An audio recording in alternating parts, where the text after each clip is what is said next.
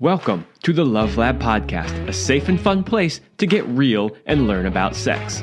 Whether you're a man or woman, single or couple, this is the show for you.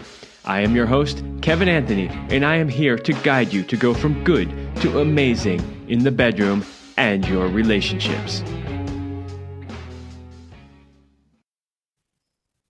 Welcome back to the Love Lab Podcast. This is episode 313, and it is titled 3 Secrets to Controlling Anger in Relationships. We're going to do something a little bit different on the show today, but it is absolutely relevant to the topics that I always talk about on this show. We're talking about sex, love, and relationship every week on this show. And relationship requires a lot, right? A lot of skill sets that you need to have in order to have a really healthy, successful relationship. And one of the things that I see often is this topic of anger coming up. And the anger can come up for a lot of different reasons. It could be past resentment. It could be something somebody did.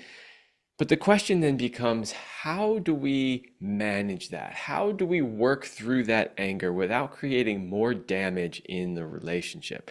There is a group that I'm in on social media. It was started by a friend of mine who had been on this show, and I had been on his show several times also.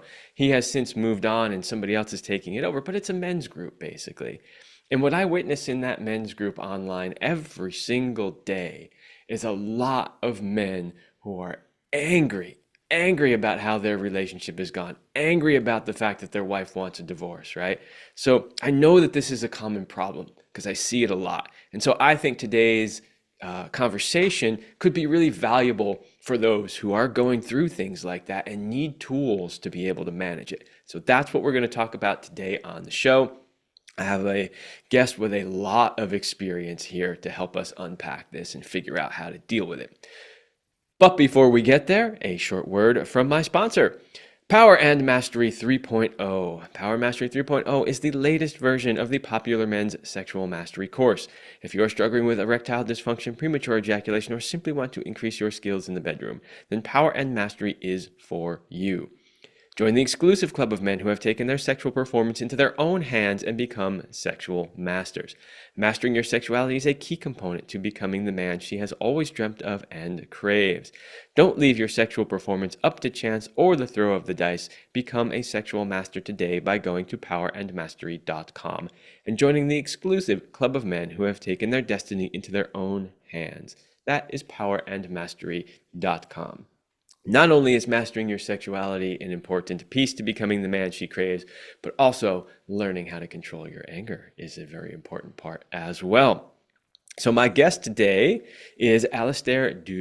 He's an anger management expert. He has over 30 years of experience teaching over 15,000 men and women how to control their anger.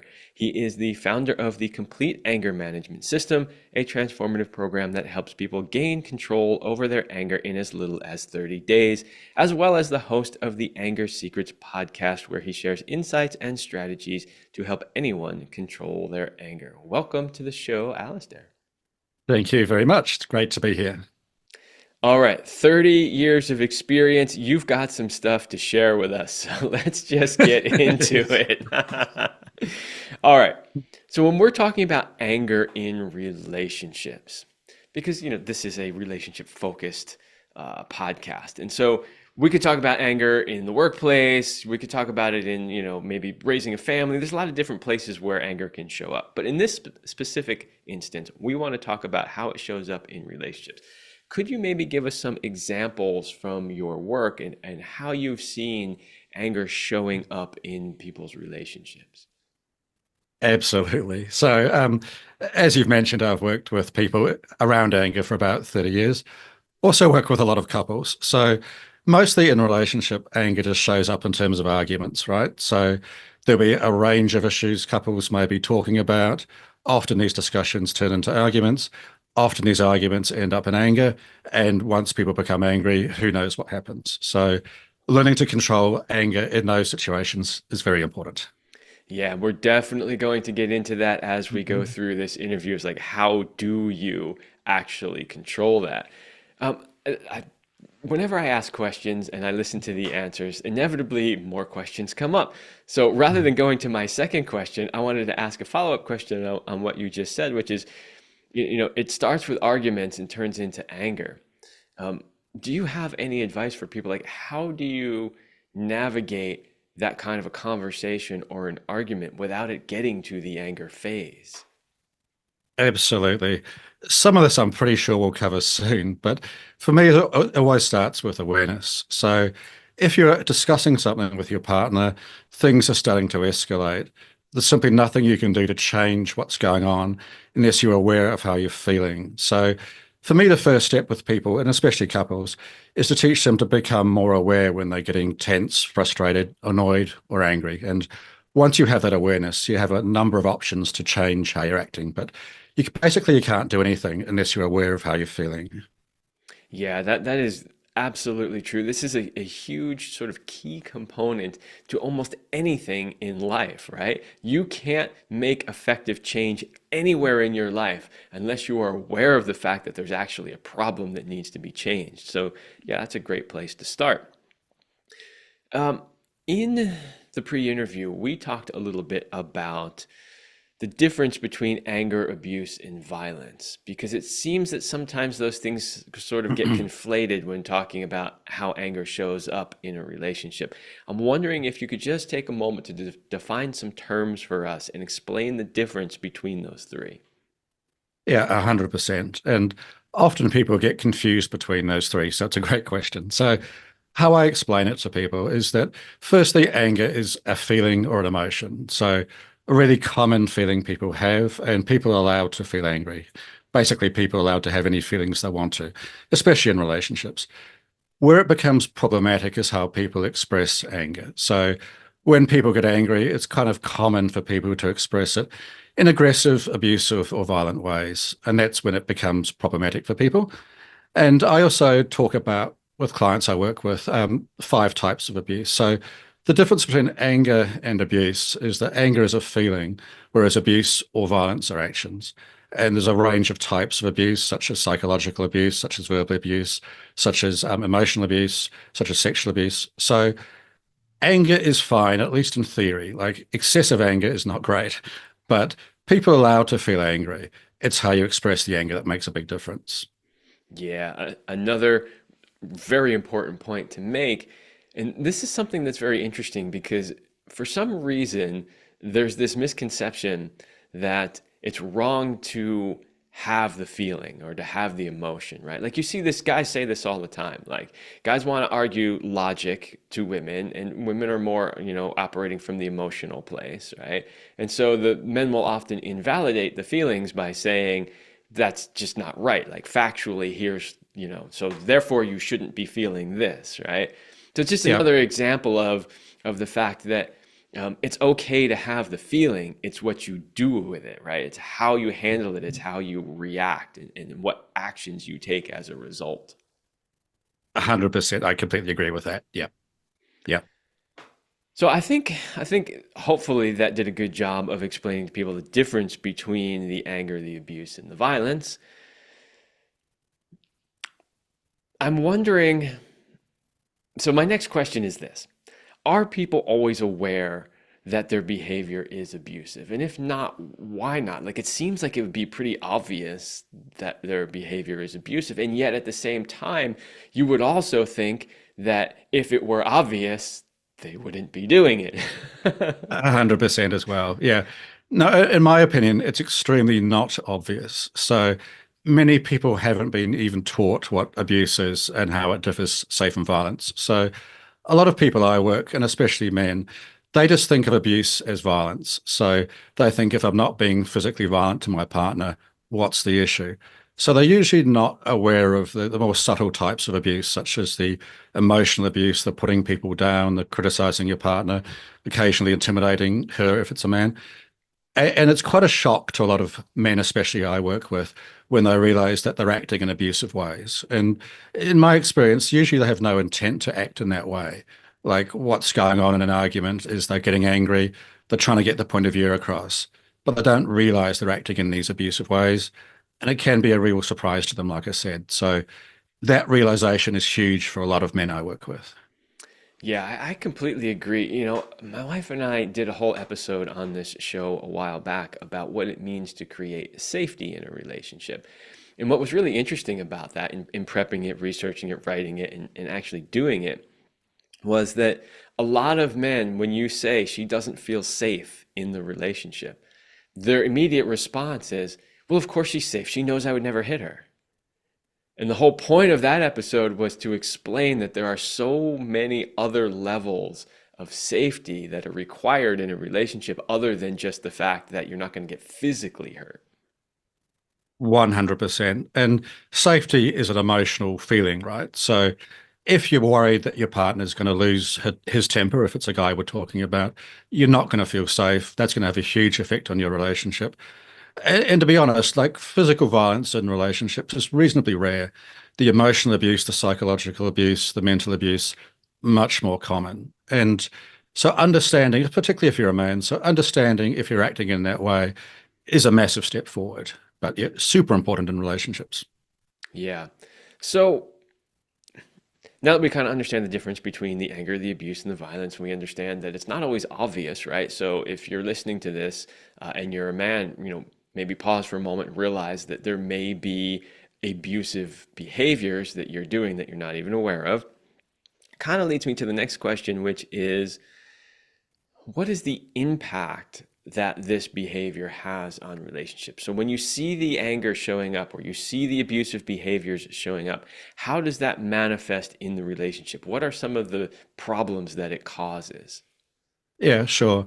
Well, I guess my first answer would be around that sense of safety. So if one partner is scared what of their other partner, so scared of what he or she might say or do, you simply can't have that emotional safety. That breaks things like the trust and the love. So it drives people apart. It makes things like communication extremely hard. It gradually just erodes the whole relationship. So yeah, very quickly it leads to relationship distance and demise. And yeah, it's really sad when that happens. Yeah. You know, I've been somewhat talking about this from the point of view of, the man being angry and, the potential threat for violence. But in listening to your answer, something that popped into my mind was I know a lot of men who are actually afraid of the reaction that their woman is going to have. And so it does go both ways, correct? Could you maybe talk a little bit about that? Yeah, 100%. It goes both ways. And I think most studies show that both men and women are roughly equally abusive in relationships. So the number of acts of abuse is about the same. The impact of those acts of abuse can be different. So I do think women are often more physically scared of their partner and also perhaps more emotionally affected by acts of abuse. So men are often trained not to be as in touch with their emotions as women are. So maybe if a woman, shouts or puts down a man, it may not have the same emotional impact. But yeah, the number of acts of abuse are about the same, but the impact can be different. Do you find that the types of abuse are also different? Like, do women are their abusive behaviors different than the abusive behaviors that men would typically do? Except for physical violence, probably not so much. So when people get angry and act in abusive ways, it can be roughly the same for men and women. Men tend to escalate arguments, though, which is kind of interesting. So there's been research showing that typically in an argument, a woman will match a man's level of anger, whereas a man will tend to escalate things and usually escalate things to get his way or to prove his right or something like that. Um, so, except for physical violence, maybe the acts of abuse are fairly similar. But again, the effects can be different. Yeah, that was interesting. I was just curious. I didn't really know, just thinking about it, it seems like, well, maybe women would do more like subtle things, more maybe more passive aggressive things or maybe more emotional things versus men. But it sounds like they tend to be relatively similar regardless of whether or not it's the anger's on the men's side or the women's side. Yeah, I'm not aware of a huge difference, put it that way. Yeah. And in some ways, just abuse is abuse, right? So if a person is engaging in abusive acts of any type, it's going to have an effect on their partner. So really important to better stop doing that. Yeah, well, obviously, the main point is stop doing the abusive Yeah, behaviors. 100%. And of course, knowing what the abusive pattern is will also help you stop that abusive pattern. Of course. Yep. So we kind of sort of touched on this already a little bit, but I'd like to go into it a little bit more because the title of this episode is Three Secrets to Controlling Anger, Okay. right? So we want Yeah. to touch on each one of those secrets a little bit, right? And so the next question obviously is, what is that first secret? Okay. Well, all of these three secrets are going to sound very simple, right? So, in some ways, I apologize for that. Like, for me, a large part of the work I do is trying to convince people that it's not that hard to change patterns of anger, so anger or abuse. So, hopefully, these secrets are fairly simple. The first one is probably the simplest. It's basically the idea that anger doesn't work. So, what that means for me is that I've worked with thousands and thousands of men and women over the last 30 years. I've never had someone try to tell me that anger gets them what they want. People always realize that when they get angry, particularly in relationships, it doesn't help the situation, doesn't lead to a good outcome. Yet, kind of what's ironic is that people tend to keep acting in these ways. So, I've had a lot of people who kind of hear that idea and think, oh, yeah, that's right. I've never thought of it like that. And doesn't mean they change instantly or anything like that. But to just understand that if you're getting angry, it's not going to lead to a good outcome. So why keep doing it? Of course, you need the tools to stop doing it. But yeah, so secret one is that anger just doesn't work. Yeah. Yeah, that's really interesting, right? Because you see this often just in people's lives where they keep employing the same strategy over and over again, even though that strategy isn't working. And I'm sure my listeners have heard many times, the idea, the definition of insanity is repeating the same behavior over and over again and expecting a different outcome. So why do we in relationships keep using anger as a tool or a strategy to get what we want when it almost never actually gets us what we want? 100% or almost, or yeah, never gets you what you want. And I guess also how I see that play out in the work I do is that I do a lot of relationship counseling with couples.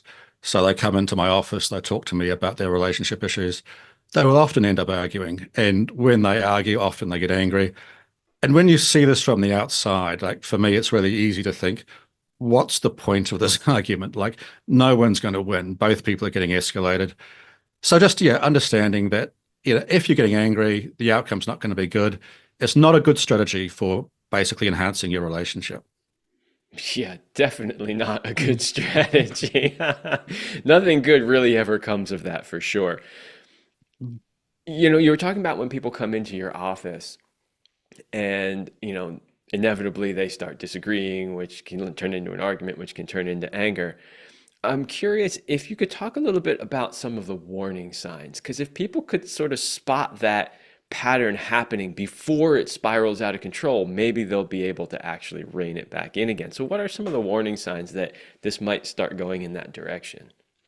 Yeah, absolutely. And for me, that's an absolute key, right? Because you can't change anything you're not aware of. So if you're getting into an argument and you're starting to feel angry, of course you need to be aware of that to change anything you're doing. So I will teach people a whole range of warning signs. I won't list them all, but basically for some people, it's physical signs. So in their body, they might notice things like the heart beating faster. They might feel hot. Their muscles might start to tense up. A whole lot of physical warning signs usually associated with adrenaline. There's also actions people take. So people raise their voice in an argument, their body language might change, tone of voice might change, the language they might use will change. People's thoughts change. So often they're having negative thoughts about their partner or what they're talking about. They're thinking things like, I'm right, they're wrong. They think things like, I don't need this. And also there'll be a range of feelings going on in their bodies. So they might be feeling hurt, they might be feeling disappointed or let down. So becoming aware of all those four types of signs, the physical signs, the thoughts, the feelings, and the actions, really important. And also important to notice them as soon as possible, because the sooner you notice those things, the easier it is to change how you're acting and steer the discussion into a more constructive direction. Yeah, so there's recognizing them, and there are quite a few, as you pointed out, and they can be both, physical or emotional and psychological. You also talked in the pre-interview about something called the anger scale, and I'm wondering how that fits into this sort of recognizing. Like, when you're recognizing them, should you also be thinking about where am I at on this scale? Can you maybe just explain how that works a little? Yeah, it's a great question. And the scale you're talking about, I call it a tension scale or a stress scale. So it's a scale of how tense or stressed someone's getting. And really simple scale, of course, from not 0 to 10, where 0 is no tension, no stress. 10 is just massive, extreme tension, stress, anger. And as couples argue, they tend to go up this tension scale. So they tend to get more tense, more stressed, more frustrated, more annoyed, and eventually to an anger point. In terms of calibrating the scale, so for me, the anger point is about 7 on the scale. So it's fairly high up the scale. So recognizing the signs that you're going up the scale is very important. So again, so if your voice starts to raise, if you're having these negative thoughts, if you're thinking all this stuff about your partner, that will tell you you're going up this tension scale. And really important to do something to go down the tension scale before you get too high. Again, it's a simple idea, but it's really powerful.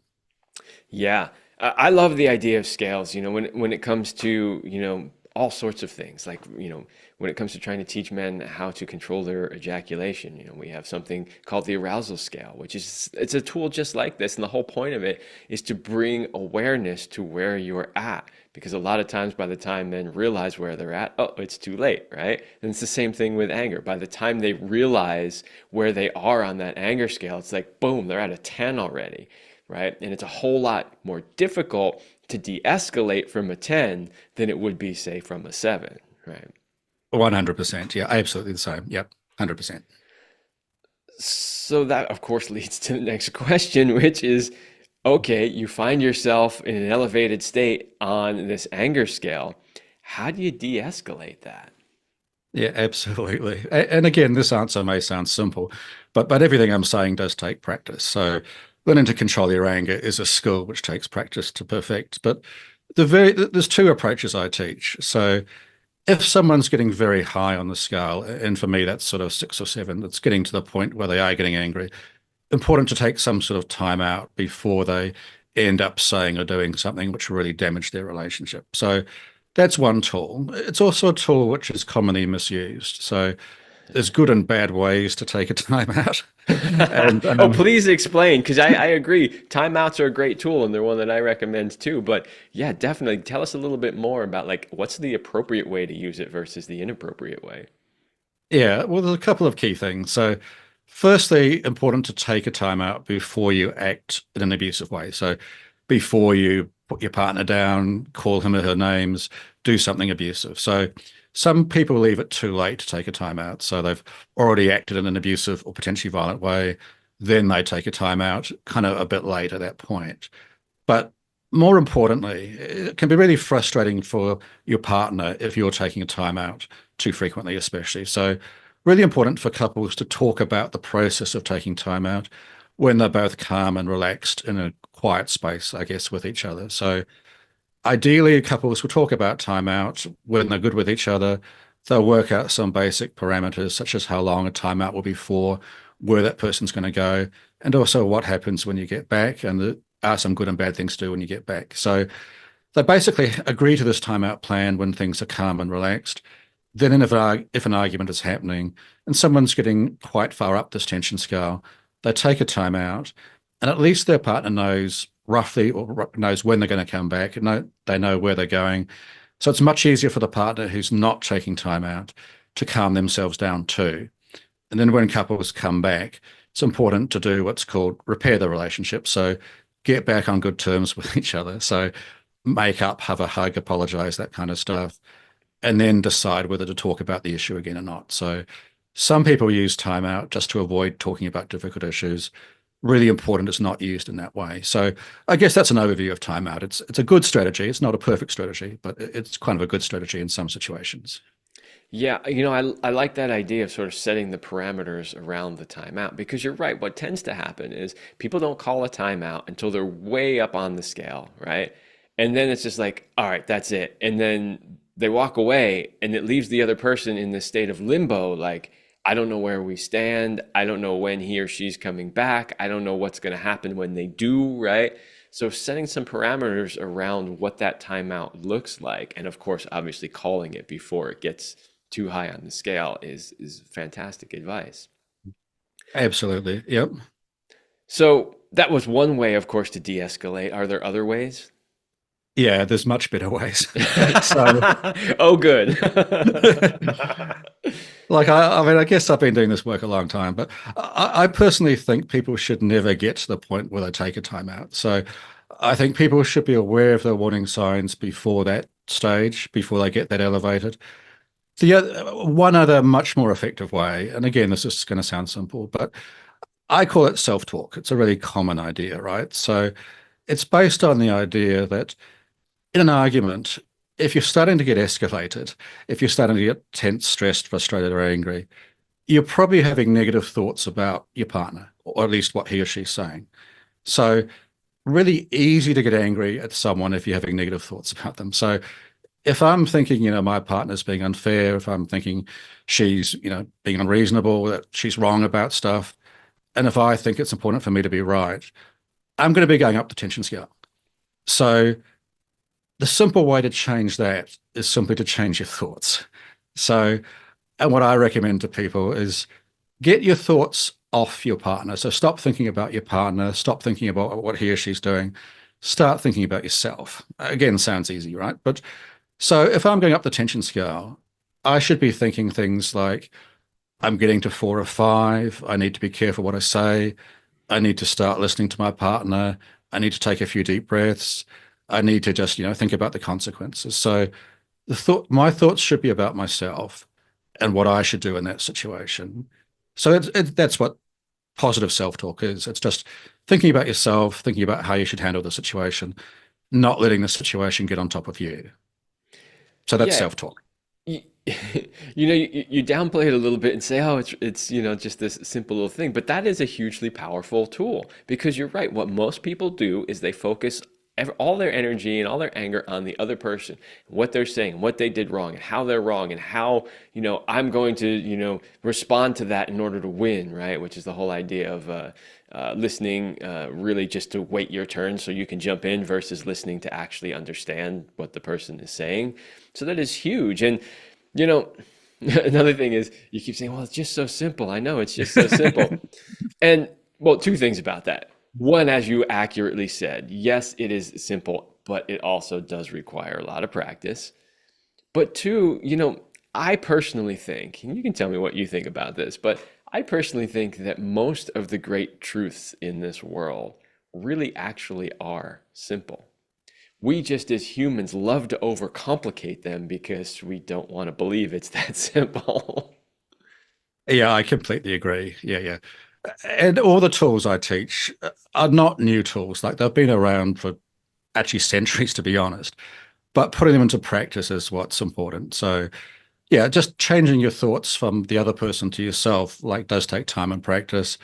Hard to do because a lot of people are socialized, a lot of people are not socialized to do that. So often it's changing a lot of upbringing, a lot of training you've had from your upbringing. Especially as men, we're trained often to win arguments, not to back down, to be right about stuff. That stuff just doesn't work very well in relationships. So breaking all that training, which we've had for maybe 30 years or 40 years, yeah, it does take time and practice. Yeah. Yeah, absolutely. And you're right. I think a lot of it is we've just never really been taught these things. Yeah, Um, 100%. Yeah. But I mean, I say the same thing all the time about the work I do when it comes to, the sexual piece of stuff. It's like I'm not claiming I invented any of this stuff, right? Like Yeah. Yeah. we've understood these basic things for honestly thousands of years. And yet, for some reason, as humans, we keep needing to relearn these lessons over and over again. So that's why it's important for people like yourself and myself to be here to keep reminding people of these things over and over again. Hey, remember, this is how we need to show up. This is how we need to operate. Here are the tools that you have at your disposal. So it's hugely valuable and important for, people like yourself doing this work. Even if you didn't create it, it's a huge need and people forget and they need to be reminded. Yeah, I fully agree with that. Yeah, absolutely. Yep. Okay, so we're about halfway through the show-ish, give or take. I'm going to take a short pause for a break, and when we come back, I know we've got two more secrets at least that we want to dive into a little bit. So we'll do that as soon as we get back. Okay, men, are you tired of falling short in the bedroom and in your relationship? Do you want your woman to respect you and crave you? Do you want to be the man she secretly brags about to all her friends? What if you could become this man? What if you could not only master your masculine sexuality, but also be the dream man who shows up for his woman in all the ways she desires? What if you could become so irresistible that she becomes addicted to you? If you are ready to become that man, then check out my Become the Man of Your and Her Dreams coaching program by going to kevinandceline.com/go/man of her dreams, which is all one word. Don't worry about the long link. It's in the description. All you got to do is click on it. This is my coaching program where I teach you how to become the best version of yourself. We will cover all sorts of things. Some of the tools that we're talking about here today, things that were revolving around your sexuality, how to show up in today's modern world as a strong masculine man that is still sensitive and caring and listening and all that kind of stuff. It's all in that program. So go check that out. Okay. So we talked about the first secret so far. There are at least two more, so let's dive into what the second secret is. So number two. So I think we've pretty much discussed this, but number two is the key to anger management is awareness. So we've talked a fair bit about this, but if you're not aware how you're feeling in a situation, so if you're in an argument with your partner, you're not aware that you're starting to feel angry, that you're escalating up this tension scale, basically there's nothing you can do to change how you act. If you are aware that you're starting to feel angry, there's many, many options that you can take to change how you act. So secret number two is the key to anger management is awareness. Awareness. Yeah, and I think you're right. We did a pretty good job of covering that one, so I don't know that we need to spend too much more time on that. We also talked a little bit about de-escalation. However, what happens if you didn't do a good job of de-escalating and now you're really in it. You're in the anger. What can somebody do to sort of stop, being angry in that moment? Like, is there something else? Like, because I think of de-escalating as like, oh, I'm noticing, right? I got the awareness. I'm noticing that I'm starting to get angry. Like, how do I pull that back down? But is there something different that we need to do if we don't catch on and we end up realizing that we're in like full on anger mode now? Yeah, I mean, that's an extremely important question because the more angry you get, the more dangerous the situation is for your relationship, especially. So I'd still say the answers are the same. So no matter how angry you are, you can't change anything unless you're aware that you're angry. So even if you're extremely angry and then you suddenly notice it, you suddenly realize, oh, I've just said something which is really bad, or I've just done something which is really bad. At that stage, probably timeout is the best option because it is hard to de-escalate yourself if you're that angry. So the idea would be to tell your partner, look, I'm getting really mad. I need to take a time out and take your time out. So if you haven't noticed that awareness before that stage, as soon as you notice it, take your time out. Yeah, Yeah, I think that is probably the best opportunity to use the timeout as a tool, right? Because we talked earlier that 100%. Yeah. there are better tools than the timeout early on. But I think, yeah, once you get to that stage where you're in full on anger mode, a timeout might be the really appropriate time to use Yeah, that tool. 100%. Yeah. Okay, well, let's just jump into the third secret then. Okay. This idea is also, so I've said this a few times, simple, but this idea is that you create your anger. And again, sounds simple, probably a bit more complicated in real life. But what it kind of speaks to is that most people act as if other people make them angry. So if you're driving on the roads and someone cuts in front of you, for instance, in their car, really easy to get angry in that situation and think the other driver made you angry. Or if your partner says something that maybe hurts you, maybe he or she criticizes you or puts you down or something, really easy to get angry in response and think, I wouldn't be angry unless they said what they said. So that's how people act. They act often as if other people make them angry. What's really important to realize is that's never true. So it's always your thoughts about situations that make you angry. So if I'm driving on the freeway, for instance, and someone cuts me off, I can think maybe that person is an idiot because they did it deliberately, or I can think maybe that was accidental, they didn't see me. Which thought I have makes a big difference to how I feel and how I respond. So, learning to think in ways that don't lead to anger is very powerful. So, I guess how this applies in relationships is if you have frequent arguments with your partner, or if you get angry at situations with your kids or with your partner, it's your own thoughts. And I know, again, that sounds simple. It's your own thoughts that are making you angry. You have the power to change your thoughts. That's not always a straightforward process, but you do have that power. So, learning to think in ways, and our thoughts come from our beliefs, which we might talk about soon, but learning to have thoughts and beliefs that don't lead to anger is the most powerful way to deal with anger long term. You know, Alastair, you went there. You went there. You went there. And what I mean by that is you went there and you just told everybody that they actually have the power to control their own experience. This is 100%. Yeah. this is something that, we really don't hear in our society. Like unfortunately, and I know you live in a different country, you might experience it a little bit differently, but in the last decade or so, one thing that I have seen here in the United States is this huge sort of victim culture, which is everything happens to me. Everything is a result of something somebody else did, right?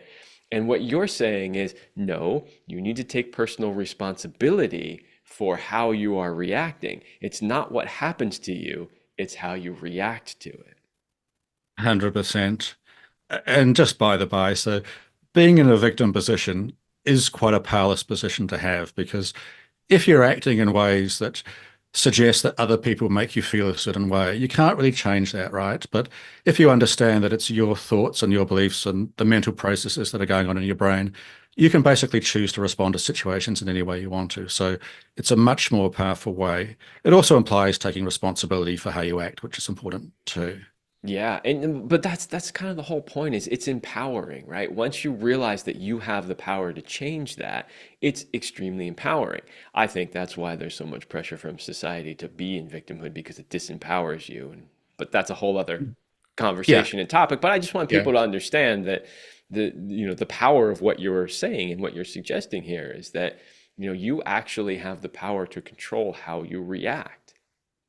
100%. And I guess how it applies in relationships is that I was working with someone many, many years ago, and this guy was engaged to his partner, and his partner was from a different culture. So her first language wasn't English. And he came to see me, and they were having huge arguments in their relationship. And I think part of the reason they were having huge arguments was that they were arguing in English, which was really frustrating for her because it wasn't her natural language.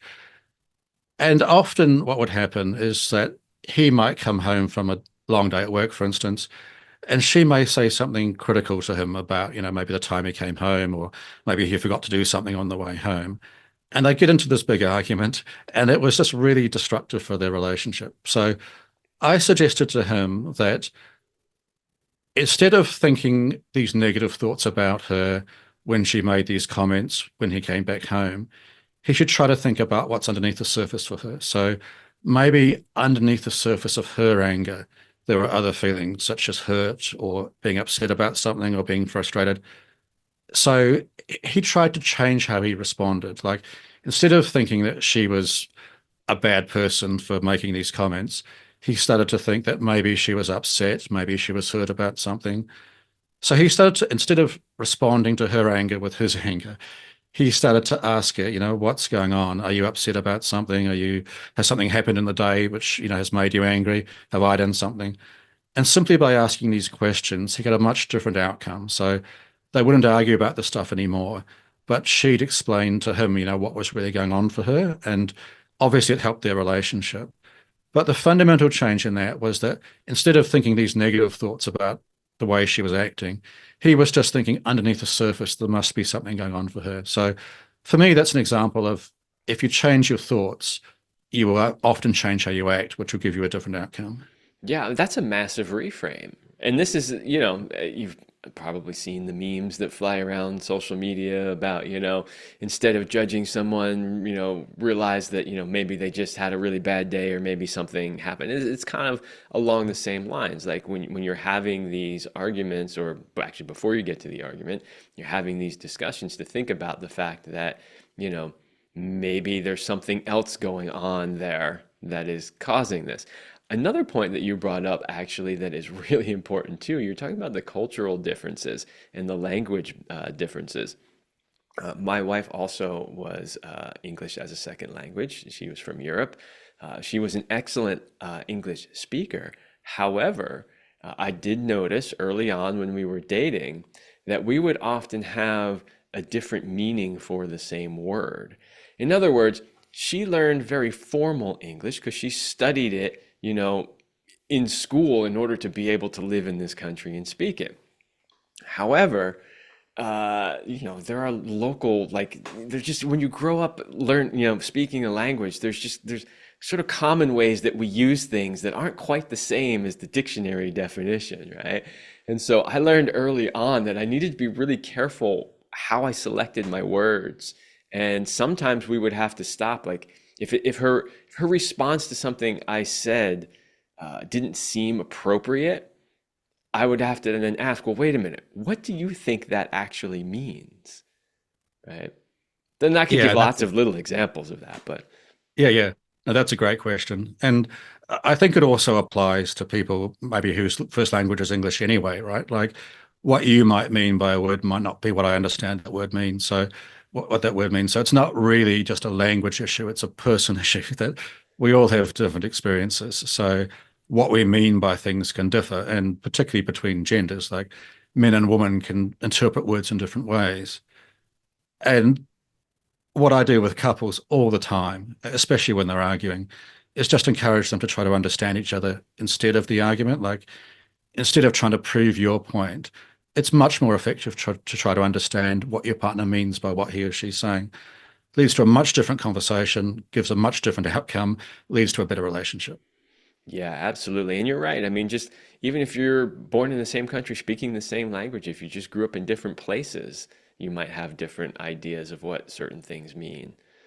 Or even just the fact that you're a different person, you might have a different interpretation. So that kind of leads me to I wanted to ask a question about communication because we can't really talk about, you know, relationship discussions, arguments, de-escalating, all that kind of stuff without really bringing in the communication piece. And so this really speaks to that is like, how do we communicate as a couple? And so my question to you is, are there some ways, maybe some tools, maybe some suggestions for how couples can communicate with each other to either avoid escalating into anger or at least be able to de-escalate from an anger that is occurring?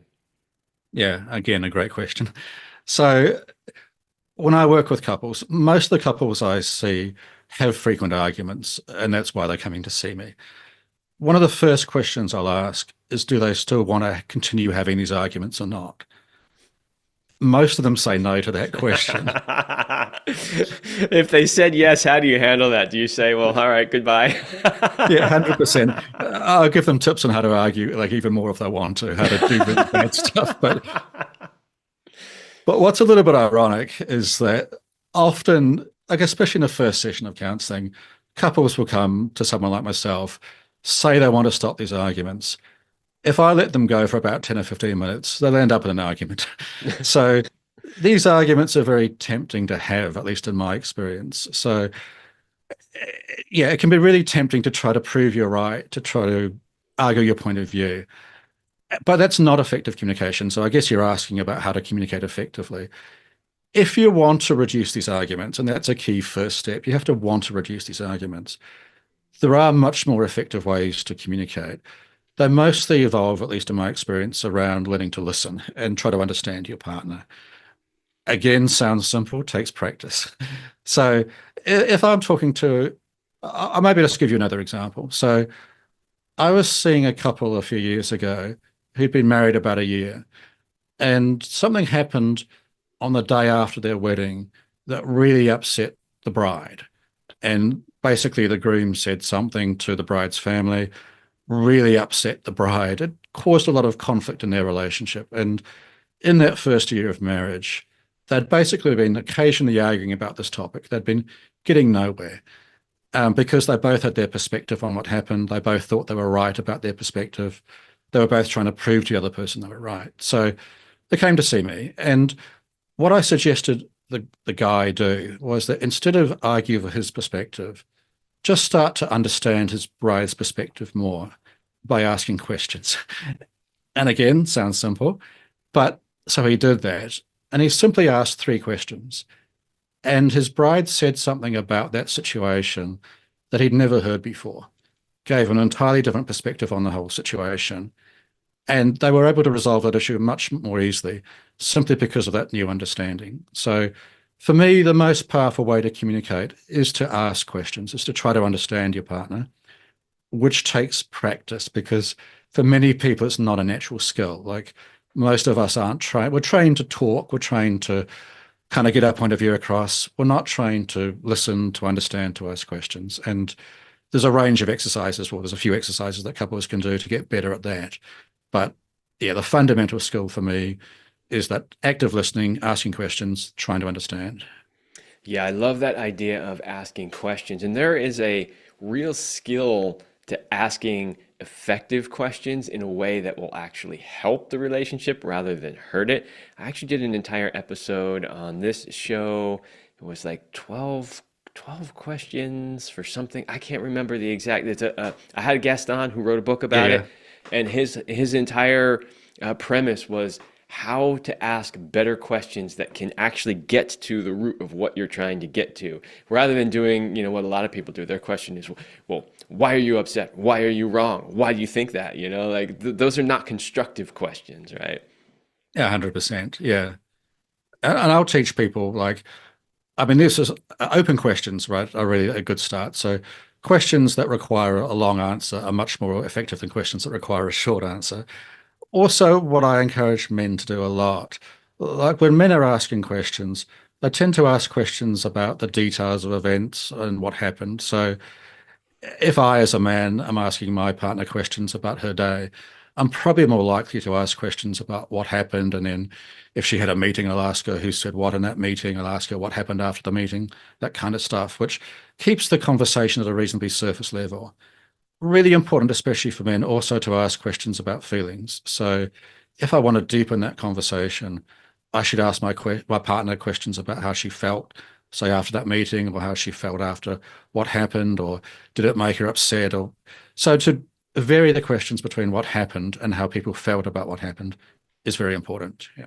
Yeah, absolutely. And especially if you're a man asking questions to your woman, asking her about her feelings is a great way to do it because she's an emotional feeling being and she's going to connect and relate to that a whole lot more than the actual details part of it. 100%. Yeah, 100%. Yeah. And I guess to make it easier just to do that, men should also think about their feelings, right? So a lot easier to ask questions to your partner about how she felt if you're kind of in touch with your own feelings. So really important for men to start to think about how they felt in situations if they're talking about their day and maybe they're, angry about something which happened in the day. Also to think about feelings underneath that anger. So did they feel hurt? Did they feel let down? Did they feel disappointed? These much more vulnerable feelings, the more in touch men are with these feelings, the more likely they are to ask their partner about these feelings too. So it kind of goes both ways.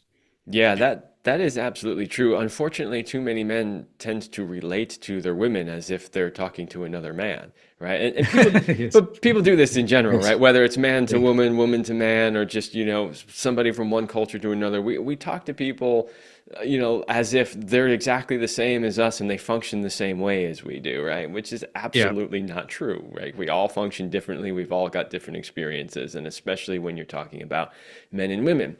Despite all the pressure to say that men and women are the same, we are not the same. We operate very differently. And so for a man to be arguing or talking to the facts and leaving the emotion out, he's never really going to connect with her because she's feeling the emotion and that's what she wants to communicate about.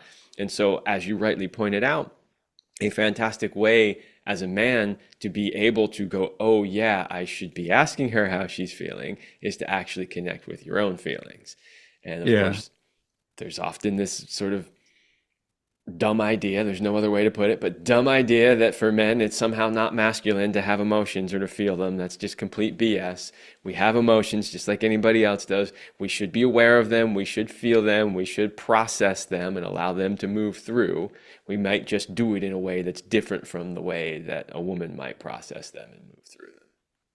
Yeah, 100%. And I fully believe men can get in touch with their feelings fairly quickly, but they need to be thinking about it more. They need to be just trying to pay attention to the feelings through the day. They need to be thinking about if they're angry or upset about something, what's underneath the surface of that. What does it kind of reach back to, like events in their past, which it's kind of triggered. So that whole kind of just being a bit more sophisticated with anger is important, and starting to think about what's underneath the anger is also really important. Yeah, absolutely. Okay, so we are pretty much at the end of the show. I want to give you an opportunity to do two things. First one is any last advice you have for people who they know they have these cycles of anger in their relationship. So that's the first piece. And then the second piece is if they are seeking guidance or help, then let people know where they can find more about you and your work. Right. Well, thank you for that question. So I think the answer is very similar to both. So if you are aware that anger is an issue, or maybe been told by your partner or someone else that anger is an issue for you, it is really important to seek help. And I really fully believe that changing these patterns of anger are not as hard as people think. So I know it's really hard to admit, especially as men, that you may have an issue with something like anger, but it takes a little bit of courage, a little bit of strength to reach out for help. But it's far better than leaving the anger where it is and having these relationship issues because of it. So if people want to reach out for me, I have a website, which is angersecrets.com. Also have a podcast, which is Anger Secrets. There's a range of free resources on my website that people can download. There's also an opportunity to talk with me if they want to. So I offer a free 30-minute anger assessment call with anyone who wants to reach out to me, and we can discuss what their situation is, their level of anger, the impact the anger is having, and I can give them a really straightforward plan to deal with it if they want to. So go to my website, angersecrets.com, listen to my podcast, take it from there. Yeah, that is wonderful.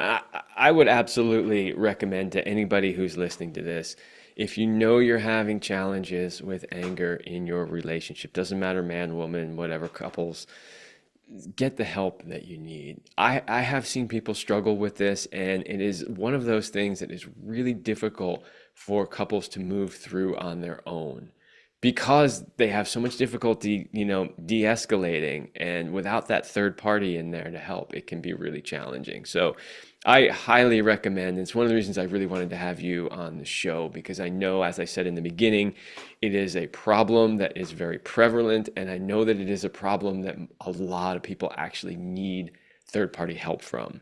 It's something that just is so much easier when people have third party help. So I really wanted people to know, obviously what they can work on their own, but also where they can find the appropriate help that they need.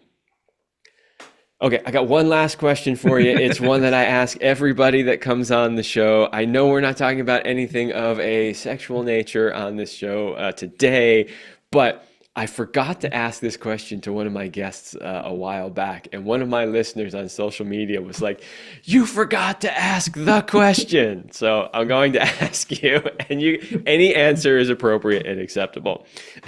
That question is, what is your best sexual talent?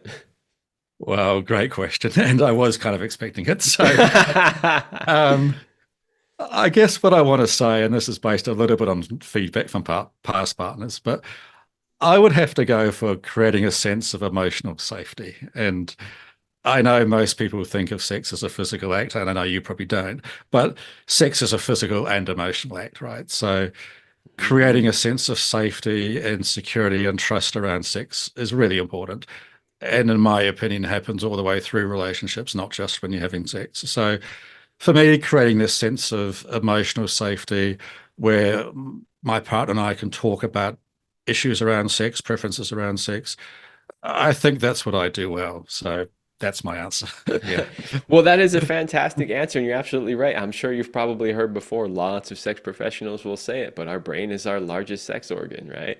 So it's 100%. Yeah. not just the physical part. And especially when it comes to opening a woman up, right? Like making her feel safe enough to really open up to the physical act of sex. You've got to have that safety in there. It's a must, really. 100%. Yeah, absolutely. Well, thank you for being a good sport and answering that question. Yes. Thank you also for coming on the show and sharing your many, many years of experience, knowledge, wisdom. I think it was really valuable, and I hope that the listeners felt that way also. Thank you very much. Yeah, thank you. All right, everybody, that's all the time that I have for this episode, and I will see you next week.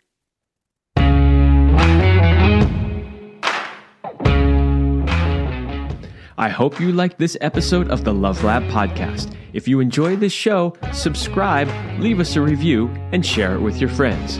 And for more free exclusive content, join me in the Passion Vault at kevinandceline.com/vault. That's kevinandceline.com/vault. Thanks for listening, and remember, as Celine used to say, you're amazing.